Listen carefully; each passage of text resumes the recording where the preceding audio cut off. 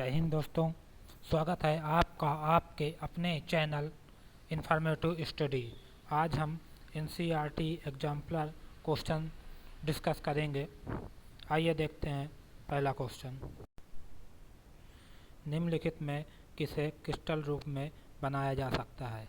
Option है जीवाणु, amoeba, विषाणु, शुक्राणु। हम जानते हैं विषाणु को क्रिस्टल रूप में बनाया जा सकता है। आइए देखते हैं क्वेश्चन नंबर 2। कोशिका फूल जाएगी यदि। ऑप्शन है कोशिका के भीतर जल के अणुओं की सांद्रता उसके बाहर चारों ओर उपस्थित जल के अणुओं की सांद्रता से अधिक हो। ऑप्शन बी है कोशिका के बाहर चारों ओर उपस्थित जल के अणुओं की सांद्रता भीतर जल के अणुओं की सांद्रता से अधिक हो। ऑप्शन सी है कोशिका के भीतर तथा उसके बाहर जल के अणुओं की सांद्रता समान हो। ऑप्शन डी है जल के अणुओं की सांद्रता महत्व नहीं रखती। दोस्तों, इसमें ऑप्शन बी कोशिका के बाहर चारों ओर उपस्थित जल के अणुओं की सांद्रता कोशिका के भीतर जल के अणुओं की सांद्रता से अधिक हो, जिससे कोशिका फैल जाती है। आइए देखते हैं क्वेश्चन नंबर 3। गुणसूत्र बने होते हैं। ऑप्शन है डीएनए से, प्रोटीन से, डीएनए एवं प्रोटीन से, आरएनए से। ऑप्शन है डीएनए एवं प्रोटीन से। क्वेश्चन 4। इनमें से कौन सा कार्य राइबोसोम का नहीं है? ऑप्शन है यह प्रोटीन के निर्माण का में सहायता होता है, यह एंजाइम के निर्माण में सहायता करता है, यह हार्मोन के निर्माण में सहायता करता है, यह स्टार्च के अणुओं के निर्माण में सहायता करता है।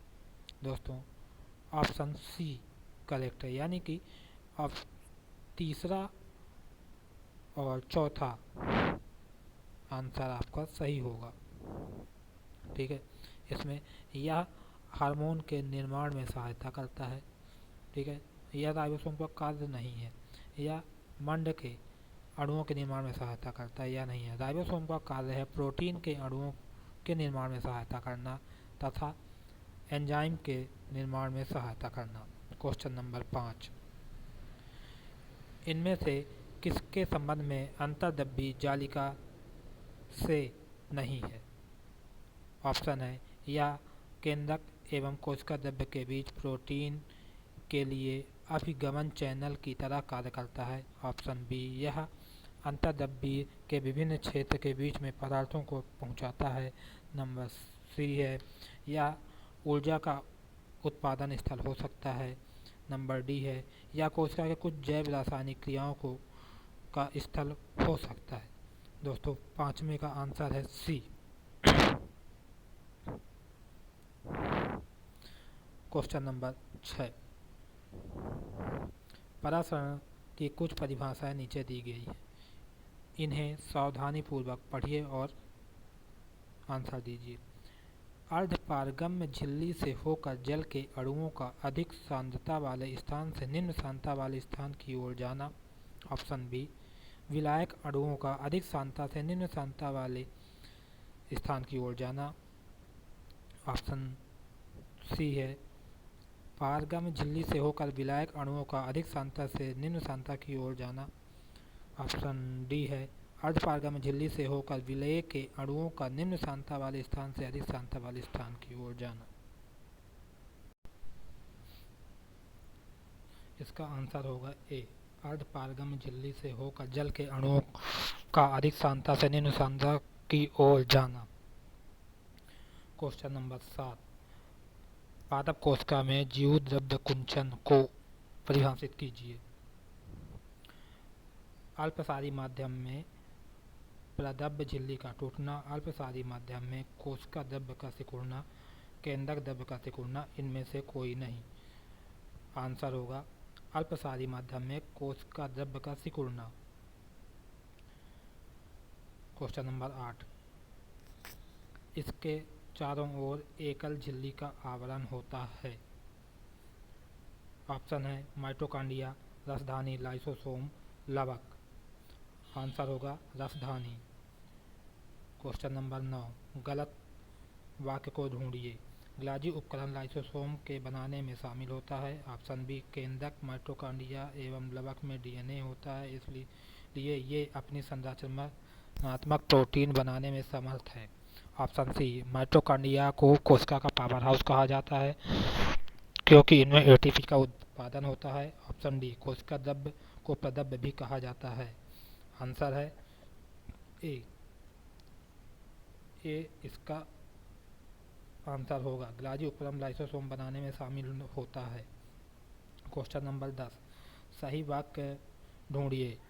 ऑप्शन ए, लाइसोसोम में भरे हुए एंजाइम रुद्ध अंतर्द्रव्य जालिका से बने होते हैं। ऑप्शन बी, रुद्ध अंतर्द्रव्य जालिका एवं चिकनी अंतर्द्रव्य जालिका क्रमशः लिपिड एवं प्रोटीन की बनी होती है। ऑप्शन सी, अंतर्द्रव्य जालिका का कोशिका झिल्ली से नष्ट होने से संबंध है। ऑप्शन डी, यूकैरियोटिक केंद्रक के केंद्र द्रव्य में केंद्र काव्य होता है।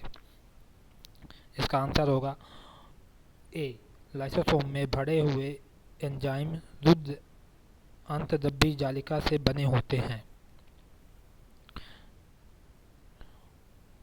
क्वेश्चन नंबर 11, कौन सा कोशिकांग कोशिका के अंदर विषैले पदार्थ एवं औषधि द्रव्य को अविरहित करने में भूमिका निभाते हैं।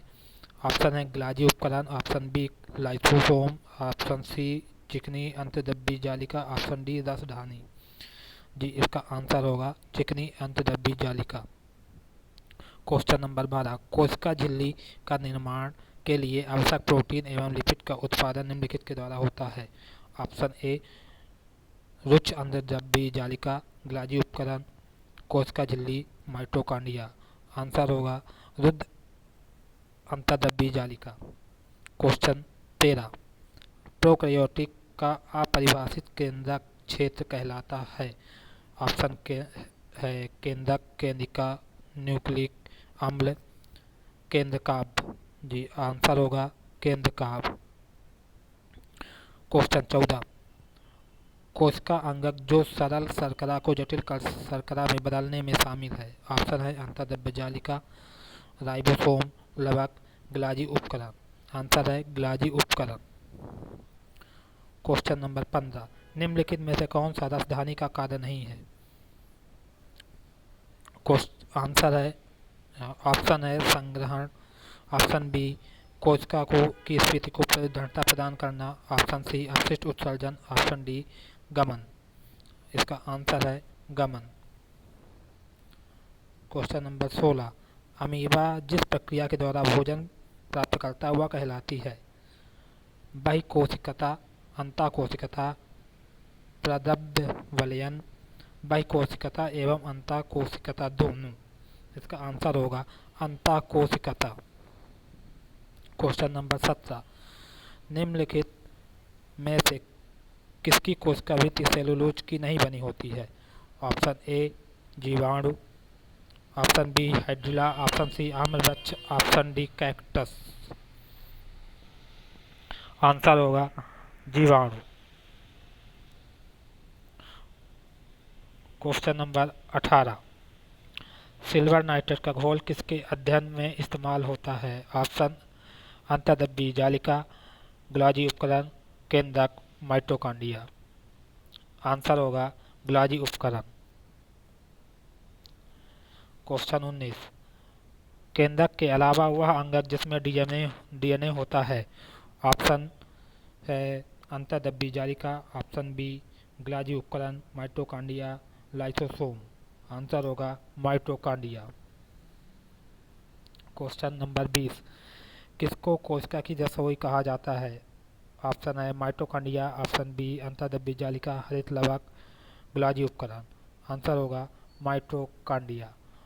नेक्स्ट क्वेश्चन, कोशिका में लिपिड अणुओं को निम्न के द्वारा संश्लेषित किया जाता है।